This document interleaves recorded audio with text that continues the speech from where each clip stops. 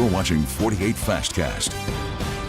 All right, y'all, 7:01. Thanks for joining us for the 48 Fastcast. We have a lot to get to, but first we're talking about that warm weather. Yeah, very beautiful outside today. Great day to get outside, enjoy the park, go out with the kids, whatever you want to do, really. Yeah, temperatures even starting off mild this morning in the 50s and 60s, and we'll see upper 70s today. The next several days, we're going to string together more warm days and near record-breaking territory. Some of these records may be in jeopardy. We're forecasting 78 today, 80 tomorrow, 82 on Friday. Friday, March the 6th, probably our best chance of tying or breaking any high temperature records. And even before the rain and storms move in on Saturday, looks like we'll still be warm in the 80s. So very warm. Enjoy it when we've got it. We've got a front coming in for the middle part of next work week. Marshall, Jackson, DeKalb County, waking up to a little bit of fog this morning. It's not terribly dense. I actually think we'll see more fog for tomorrow morning, your Thursday morning drive to work and school. But temperatures are in the 50s and low 60s when heading out. Maybe just a light jacket needed. Noon temperatures will be in the low to mid 70s. Not as breezy today. And I actually think we see a bit more sunshine. We could complain about the pollen count, that tree pollen in the high to very high category. This is your 48 First Alert Road Report, sponsored by Bankston Motorhomes.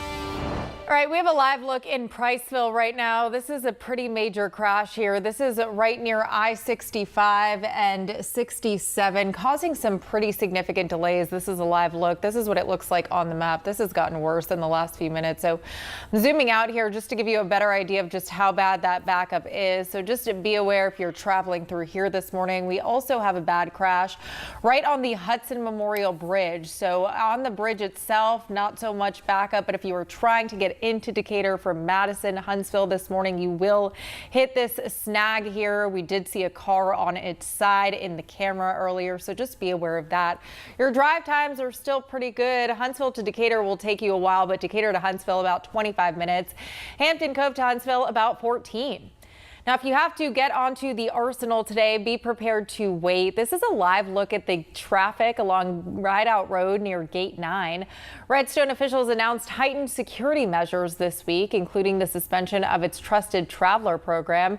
This is all in response to the conflict in Iran. Now, as part of the measures, you have to present your valid government ID at the gate before entering. Officials recommend giving yourself some extra time before leaving your home. Well, happening sometime this hour, we're expecting Defense Secretary Pete Hegseth to update us on the ongoing conflict in Iran. This comes as NATO defenses intercepted a ballistic missile that was launched from Iran. The missile was destroyed near Turkey a short time ago. The Sri Lankan Navy also announcing this morning that an Iranian warship has sunk off of the coast of Sri Lanka. They say that some Iranian soldiers were rescued, but others died. The death toll from this conflict is now over 1,000 people. This includes multiple American soldiers. This morning, Democratic leaders say they're concerned about the end goal of this conflict. There was no imminent threat against the American people, against American facilities or persons. This is a war that is going to be borne on the backs of working class Americans who have suffered, financed, fought over 20 years of war. Enough is enough. It is time for Congress to get involved, retake its constitutional authority, to return the American people back into the driver's seat on matters of war and peace. Now, both the House and the Senate are set to vote this week on a war powers resolution. If approved, this would limit what actions President Trump could take. Many Republican leaders say they have some concerns about that. The idea that a few colleagues here would try to move a war powers motion and resolution to the floor right now is dangerous. Imagine a scenario where Congress would vote to tell the commander-in-chief that he was no longer allowed to complete this mission. That would be a very dangerous thing. Now, all non-emergency U.S. personnel are being evacuated from several Middle Eastern countries. U.S. embassies in Saudi Arabia, Kuwait, and Beirut have all been closed as Iran retaliates. Secretary Hegseth is set to give that update currently, actually, and so make sure to follow us both on air and online as the story continues to develop. And also this morning, we're hearing from local veterans about what's happening in Iran. Joseph Gra spent more than 2 decades in the Army and also served in Iraq. Now, Gra tells us that he believes everything will work out. It does frighten me, but I believe that with our leadership we have, I believe that they're going to continue and take care of their troops and take care of the people that are out there fighting this war.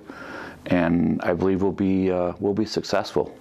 He also says the main difference between what's happening in Iran right now and the Iraq war is that there are currently no boots on the ground in Iran. Now, this ongoing conflict is starting to have an impact on the stock market. The Dow dropped more than 1,200 points yesterday before ending the day in negative territory.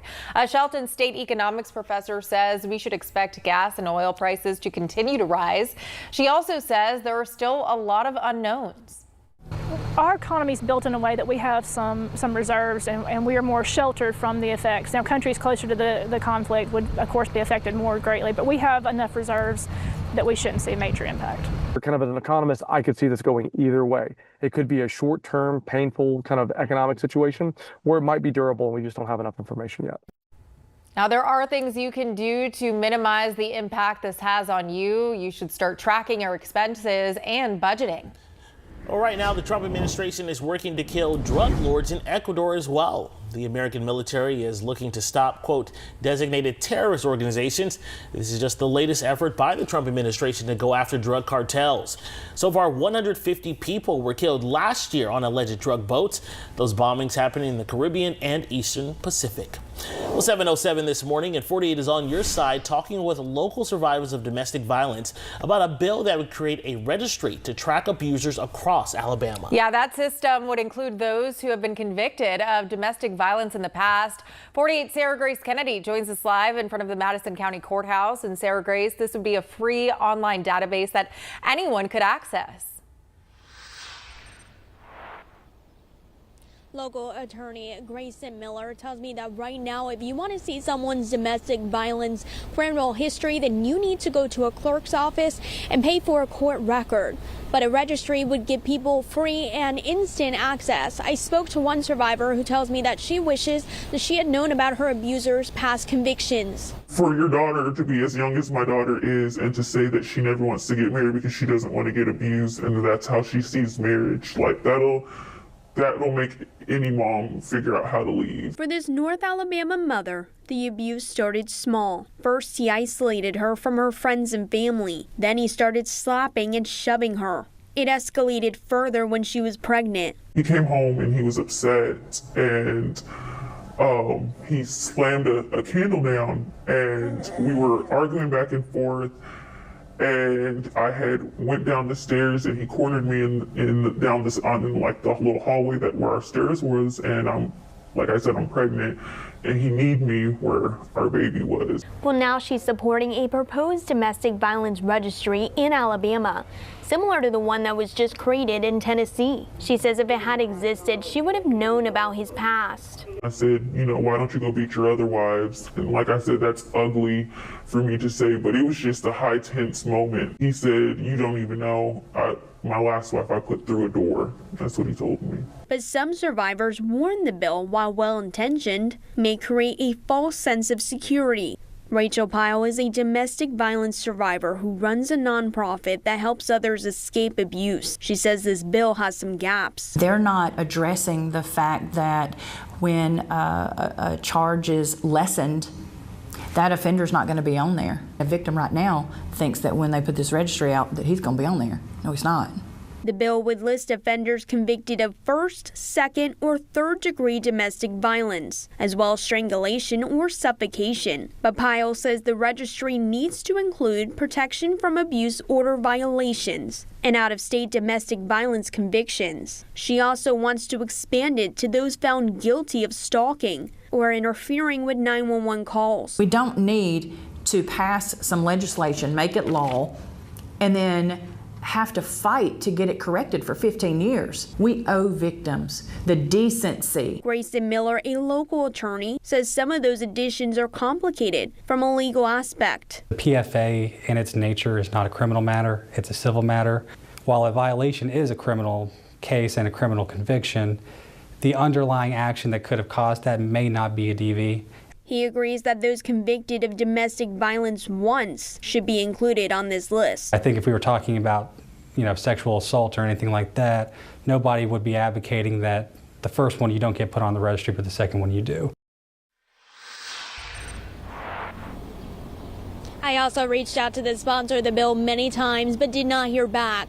Live in Huntsville, Sarah Grace Kennedy, 48 on your side. Well, breaking news right now, you're taking a live look at Defense Secretary Pete Hegseth as he's providing an update on the ongoing military operations in Iran. Be sure to stick with 48 News as we follow these latest developments. Well, here locally this morning, in Madison County, one man is recovering after being hit by a car last night. This happened at the Highway 231, 431 and Bobo Section Road intersection in Hazel Green. HMZ officials tell us the man who was hit is expected to be okay. Well, this morning, a Mississippi man is facing felony charges in Jackson County after authorities say he led them on a chase through several cities. Scottsboro police say this all started Saturday when they got a call about a theft on Highway 72. While attempting to pull suspect Michael White over, investigators say White sped off, destroying property along the way. That chase went on for 25 miles until White's truck caught on fire. You can see the truck on your screen there. Officers were able to recover the stolen items from his pickup. Nobody was hurt. Well, new this morning, you can pick up some bottled water if you live in the eastern part of Limestone County. Residents there have complained about brown and discolored water.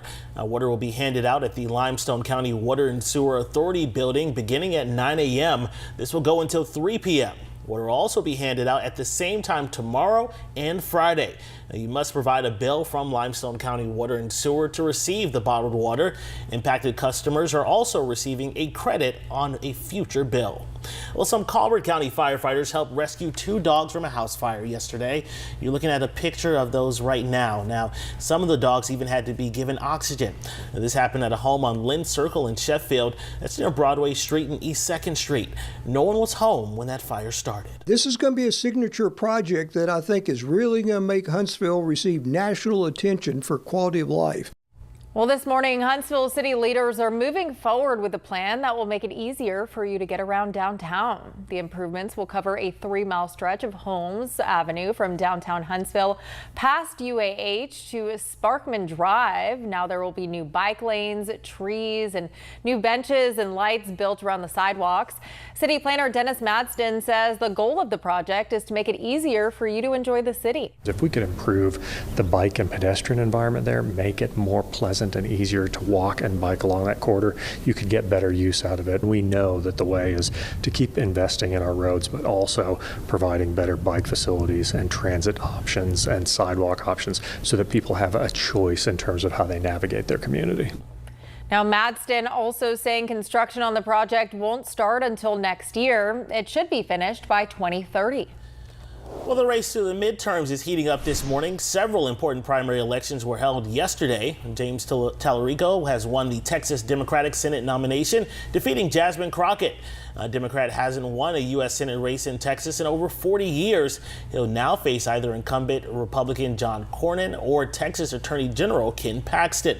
Texas State Representative Steve Toth is projected to beat incumbent U.S. Representative Dan Crenshaw in the Republican primary for Texas's 2nd District.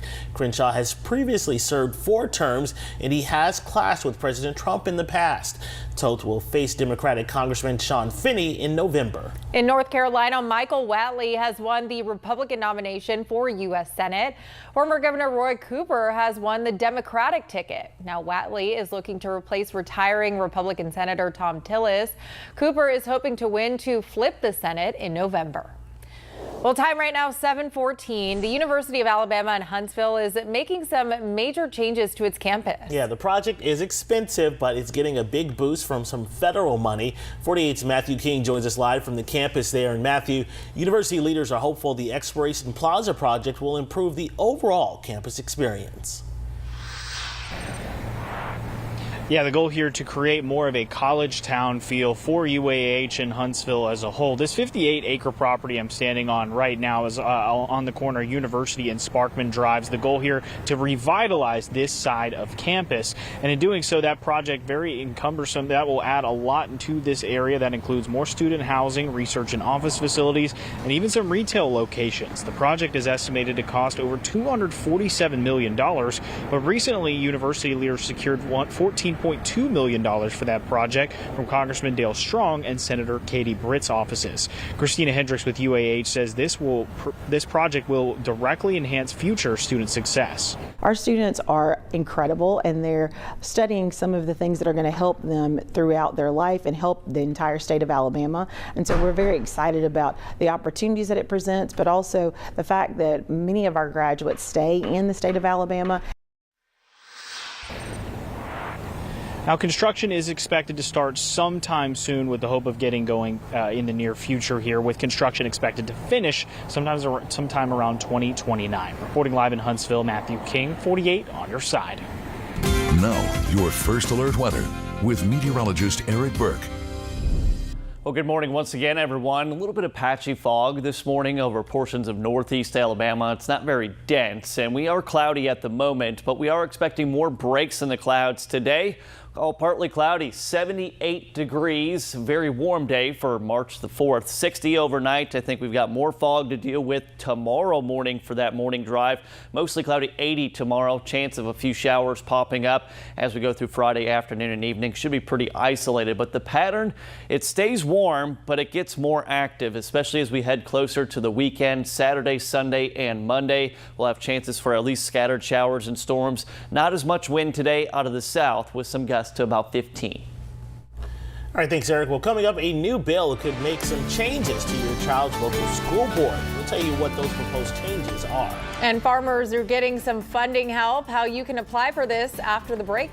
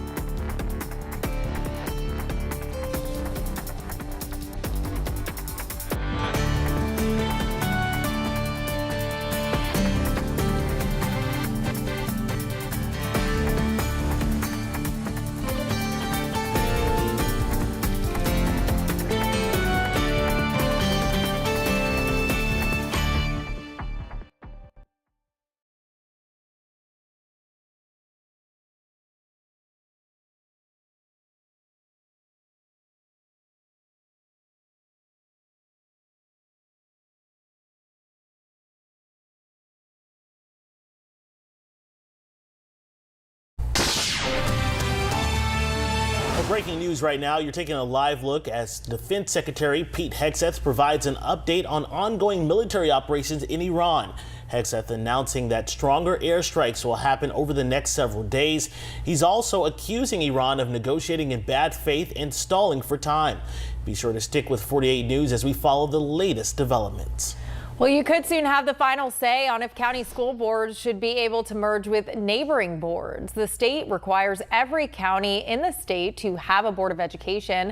The bill, which was passed in the House yesterday, looks to change that. If signed into law, it would trigger a constitutional amendment that would be on the ballot. It would give boards of education the decision to create a singular multi-county board.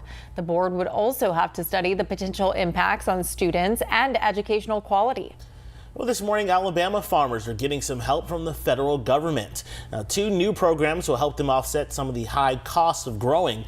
The Farmer Bridge Assistance Program is available for some row crop farmers. The assistance for specialty crop farmers is available for farmers who grow fruits, vegetables, and tree nuts. Now, row crop farmers, you have until April 17th to apply. Specialty crop farmers, you have until March 13th to make sure that your acreage reports are accurate. Farmers can apply at their local FSA office or on the FSA website. Well, there's a new clinic to better serve veterans across Huntsville now. That new VA clinic is at the UAB Medicine Center on Governor's Drive.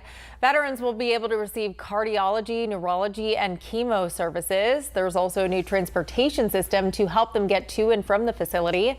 Patients will start being seen this coming Monday. If you live in Owens Crossroads, you may soon be getting a brand new post office. City leaders say they were notified about the USPS's preferred site for this new facility. It's located along Highway 431 at the former site of digital printing. That's just a few miles south of the current post office. Now, Mayor Tony Craig says the city needs a new post office. He says that facility could be open by spring or summer of next year. Now, your First Alert weather with meteorologist Eric Burke. Well, temperatures are mild this morning and will warm up into the upper 70s. A little bit more sun today, too, so that will be a nice change of pace compared to the clouds we had on Monday and Tuesday. Skip forward to Saturday now. Clouds will start to build in as we go through the morning hours. Do want to point out that Saturday morning, for right now, looks like it will be dry. So a good opportunity to go outside and enjoy some of the warm temps. But scattered showers and even some storms developing Saturday afternoon and evening. Right now, the threat for strong to severe storms appears low at this time. Probably some rounds of heavier rainfall coming in, especially Saturday night, maybe into Sunday morning. Portions of your Sunday will also be dealing with some showers and a few storms, too. So keep checking back for the latest. Models are kind of going back and forth with the weekend rain and storm timeline as well as coverage. Wind gusts today 10 to 15. The warm up will happen a little bit faster than it has the past couple of days, and that just has to do with actually seeing some sun. For tonight, 60 degrees, a little bit of patchy fog possible tomorrow morning. All right, thanks, Eric. Well, another day of playoff high school hoops is here. We'll tell you which local schools are competing right after the break.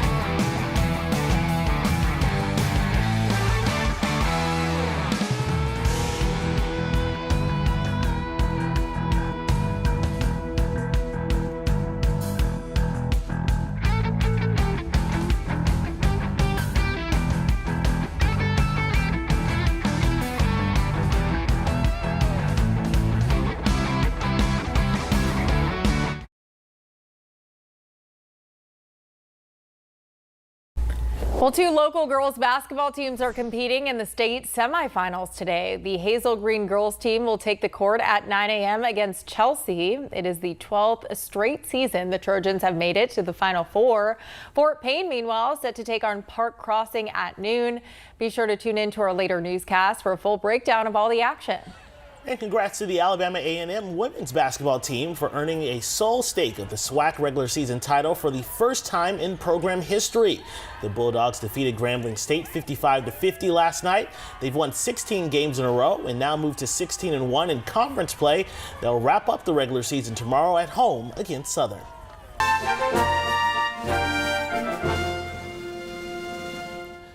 Well, one local city is helping to celebrate America's upcoming 250th birthday. The city of Athens has been named an American 250 city. That means that city leaders there will be working to organize and host as well as promote events that celebrate the country's upcoming birthday. Now, your First Alert weather with meteorologist Eric Burke. A little bit of patchy fog to deal with this morning, but it's not terribly dense and it won't stick around very long. But if you're in Marshall, Jackson, DeKalb County towards Sand Mountain, might run into some of that for your morning drive. I don't think it will slow you down too much, but just something to be aware of. Temps right now are in the 50s and 60s for today. We start off cloudy, kind of a mix of sun and clouds type day, but more sun than Monday and Tuesday. We'll hit a high of 78. Steady breeze from the south and west, about 5 to 10, gusting to 15. Beautiful day to take the kids out to the park or the playground, get some fresh air. Still tracking possible scattered showers and storms coming for Saturday afternoon and evening and through parts of the day on Sunday. Pattern stays active into early next week, and we've got a cold front coming by Wednesday of next week, and that will knock down temperatures for Thursday and Friday. All right, well, at least today, tomorrow, all look pretty good. All look good, yeah. Very warm for this time of year. Yeah, very much so. All right, y'all, thanks for joining us. We will be on air with more news, weather, and traffic, so join us there.